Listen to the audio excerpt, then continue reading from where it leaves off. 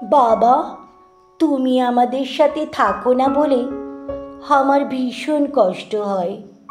আরও কষ্ট হয় যখন দেখি বাচ্চারা তাদের বাবার হাত ধরে ঘুরতে যায়, বাবার কাছে কত আবদার করে, আর তাদের বাবারা সেই আবদার পূরণ করে, অথচ আমি সেই আনন্দ থেকে বঞ্চিত।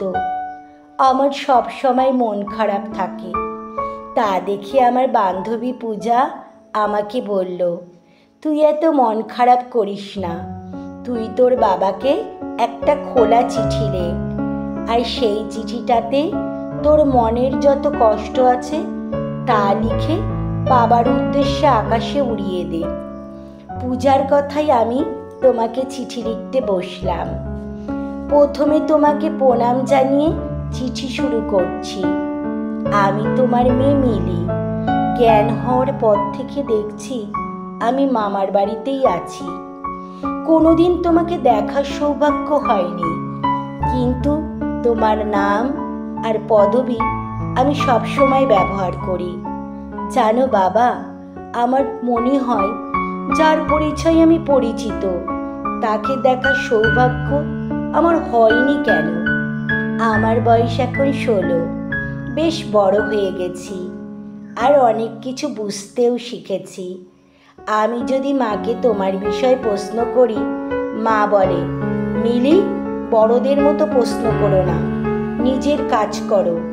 কিছুতেই বলে না তুমি কোথায় থাকো।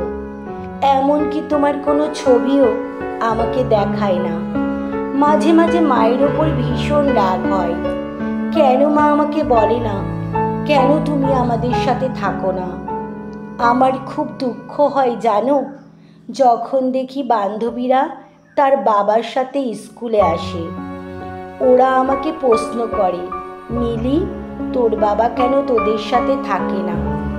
আরও প্রশ্ন করে, তোর মা কি ডিভোর্সি? ওদের প্রশ্নের উত্তর দিতে দিতে আমি ক্লান্ত বাবা। সবার চোখের আড়ালে আমি চোখের জল ফেলি। কাউকে আমার দুঃখের কথা জানাতে পারি না, এমনকি মাকেও না। তুমি বলো বাবা, আমি কি দোষ করেছি যে তুমি আমাদের সাথে থাকো না? তোমার আর মায়ের মধ্যে কি সম্পর্ক আমি জানি না, কিন্তু তার জন্য আমাকে কেন এত কষ্ট পেতে হবে? জানো বাবা, মা আমাকে বলে, মিলি, আমি তো তোমার কোনো অভাব রাখিনি, তবে কেন তুমি সবসময় বাবা বাবা করো? কিন্তু মা জানে না আমার একটা অভাব রয়েই গেছে, সেটা বাবার অভাব। মা আমাকে শাসনের বেড়াজালে বেঁধে রেখেছে। সারাদিন বলে, মিলি, এটা করো না, ওটা করো না। এর বাইরেও যে একটা আমার জগৎ আছে মা জানার চেষ্টা করে না। তাই বলে ভেবো না আমি মাকে দোষ দিচ্ছি। আমি শুধু আমার মনের কষ্টটা তোমায় জানালাম। সত্যি বলতে মা ছাড়া আমার জীবন অন্ধকার। আমার জীবনে মা আর তোমার গুরুত্ব সমান। প্লিজ বাবা, রাগ করে দূরে থেকো না। তোমার মিলির কাছে ফিরে এসো। এই চিঠিটা যখন আমি উড়িয়ে দেব, হয়তো কোনো গাছের ডালে অথবা মাটিতে পড়ে নষ্ট হয়ে যাবে। আমি জানি চিঠিটা তোমার কাছে পৌঁছাবে না, তবুও তোমাকে মনের কথাগুলো লিখে অনেকটা শান্তি পাচ্ছি। খুব ভালো থেকো বাবা, তোমার আদরের মেয়ে মিলি।